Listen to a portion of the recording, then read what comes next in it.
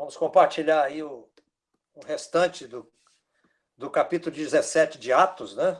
A partir do versículo 15 até o versículo 34.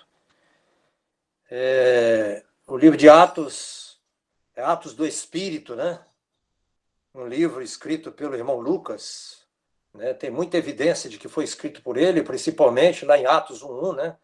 Quando ele diz: escrevi o primeiro livro, ó Teófilo.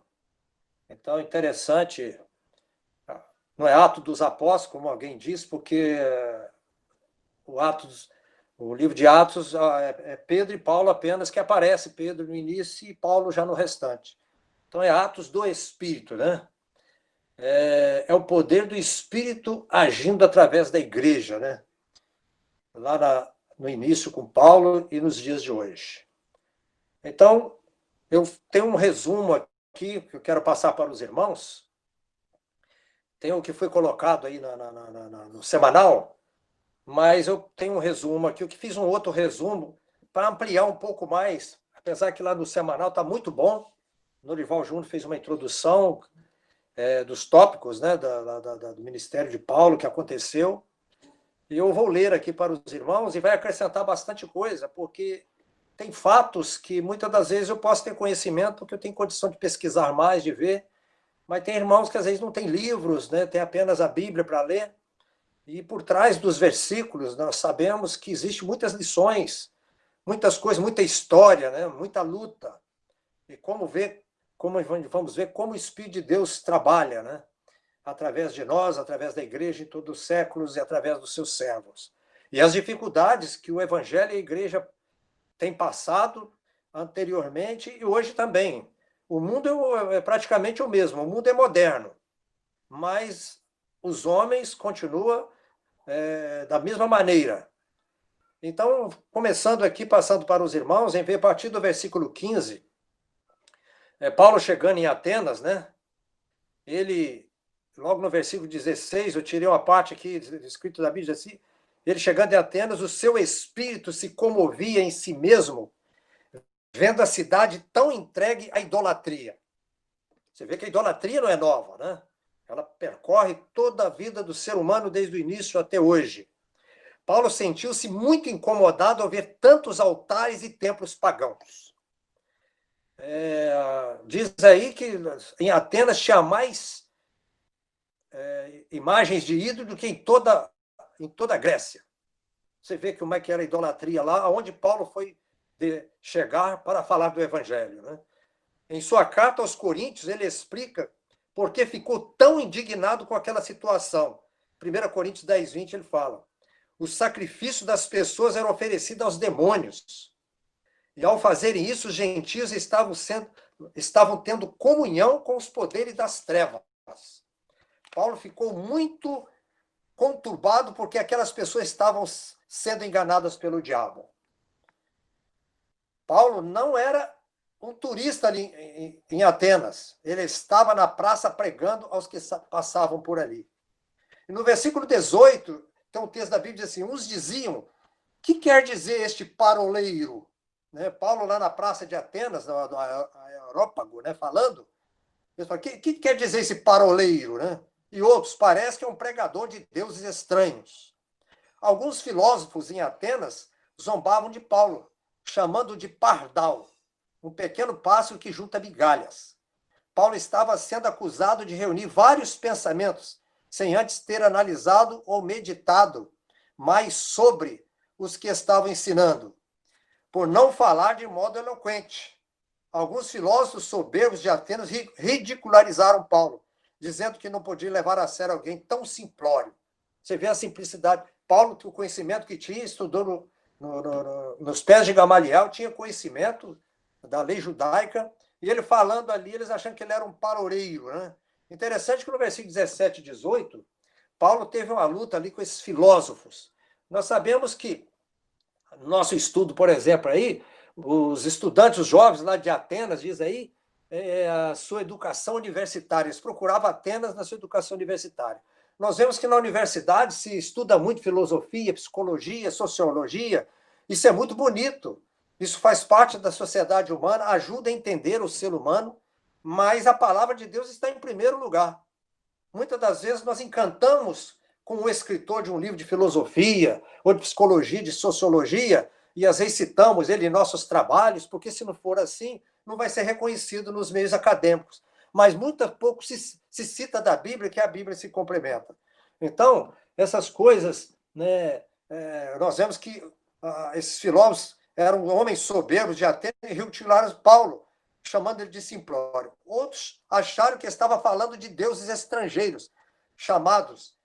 Quando Paulo falava de Jesus e ressurreição, eles achavam que Paulo estava falando de uma deidade masculina e uma deidade feminina. Você vê que a idolatria era tão grande que Jesus era um deus e a ressurreição era uma mulher.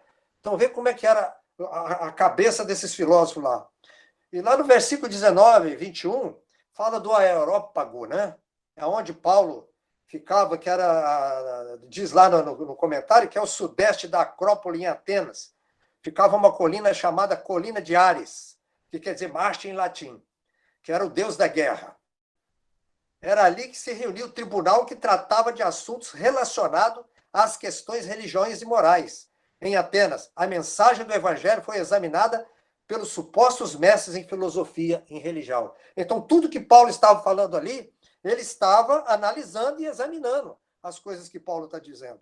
E no versículo 22 a 31, já que as pessoas em Atenas não tinham conhecimento das escrituras hebraicas, Paulo começou seu discurso dando um panorama geral sobre a criação.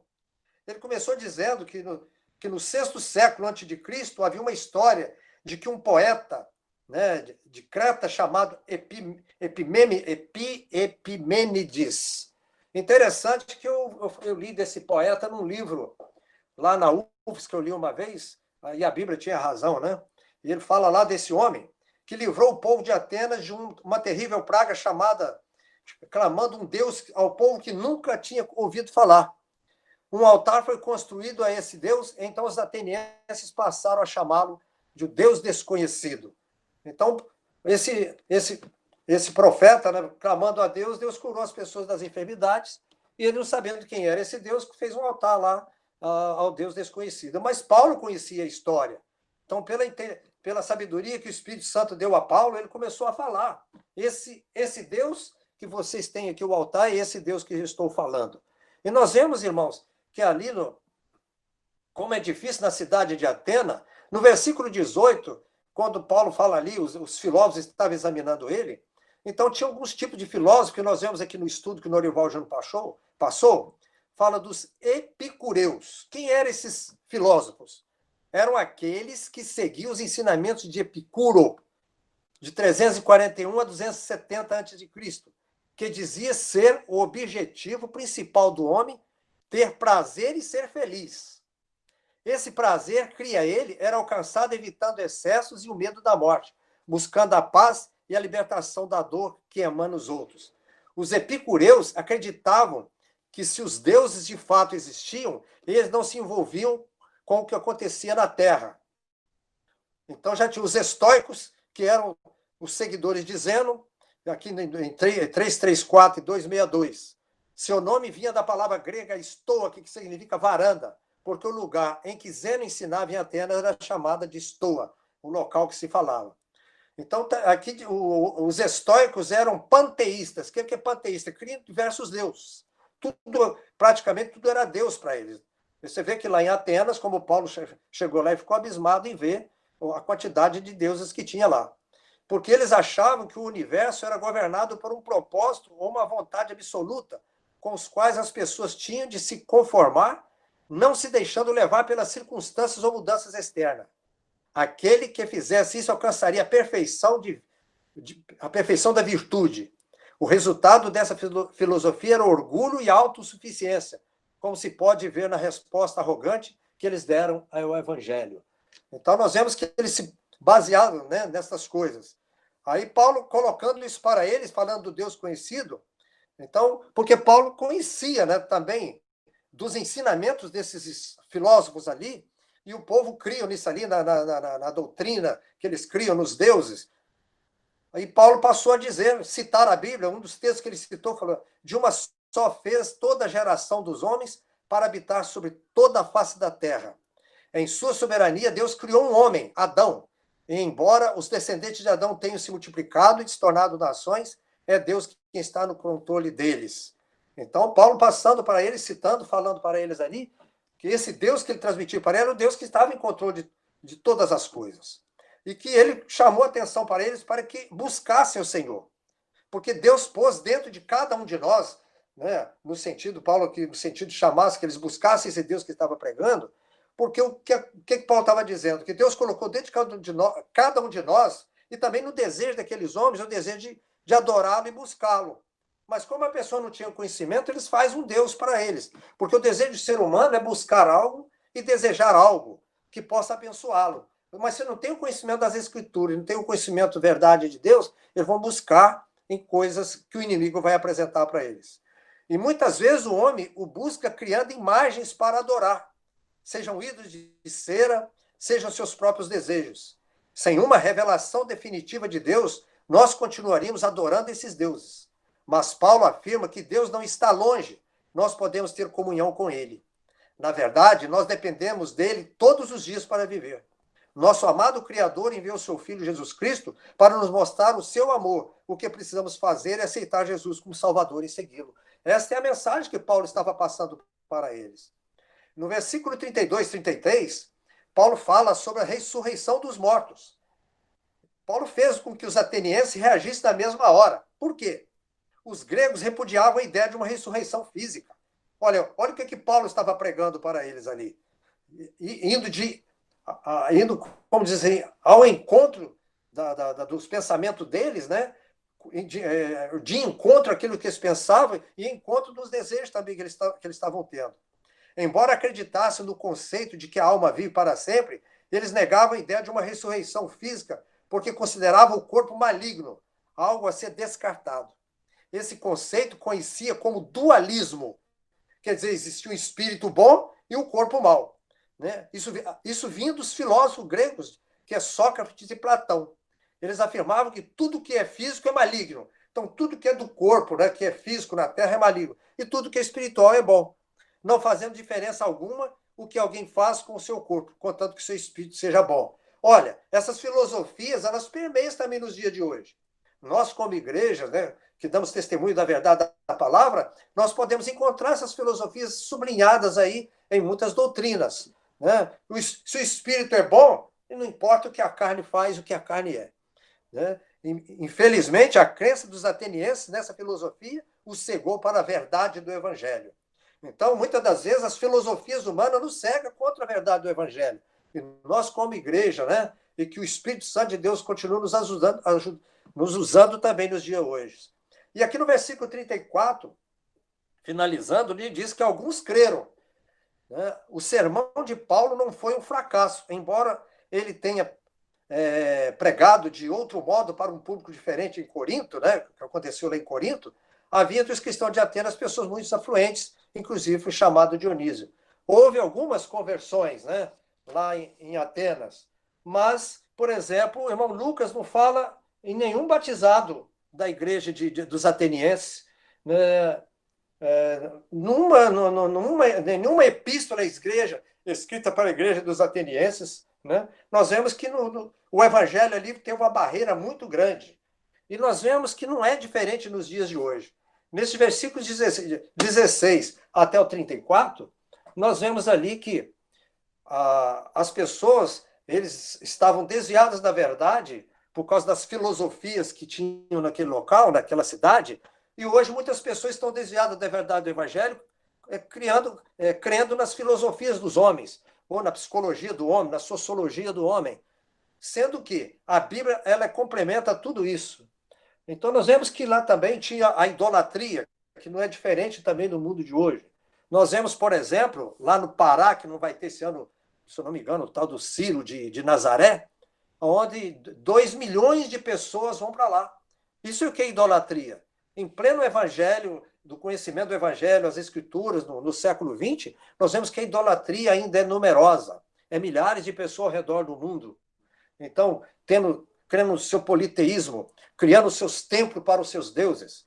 E nós vemos religiosidade também lá em Atenas. Hoje nós temos religiosidade. Só vemos as chamadas igrejas em todos os lugares, as catedrais, Isso tudo é religiosidade. A pessoa crê num ídolo e faz uma chamada à igreja para o seu ídolo. E também, em ver também nos dias de hoje, o texto que nos traz aqui, a autossuficiência. As pessoas hoje dizem assim, eu já tenho um Deus que me supre, eu não quero saber nada desse Jesus. Então, é uma sociedade também, muitas das vezes, autossuficiente, não tendo dependência de Deus. Na hora que vem as dificuldades, alguns buscam. Nós vemos agora essa epidemia do Covid-19, muitas pessoas estão buscando ao Senhor por meio destas coisas, mas nós vemos que há autossuficiente em tudo isso. Né? E também outra coisa que a gente vê lá, a busca do prazer, né? Lá os estoicos, né? Eles buscavam a busca do prazer. Hoje é a mesma coisa. No mundo de hoje, as pessoas querem viver a vida, passear, andar. Não quer dizer que seja ruim, mas estão buscando festas e tantas outras coisas para dar prazer à carne. Então, e outro fato muito grande que a gente vê no estudo que o Juninho passou é a incredulidade, né? Que nós vemos hoje. É o retrato do mundo de hoje. Então, nós vemos do versículo de 16 até o versículo 34. É uma história que nós vemos aqui no livro de Atos, que aconteceu em Atenas e que é também um exemplo para nós como igreja nos dias de hoje. Que nós devemos estar preparados para pregar a palavra, ter oposição e muita oposição, porque se nós falarmos a verdade, é claro que vamos ter oposição no dia a dia.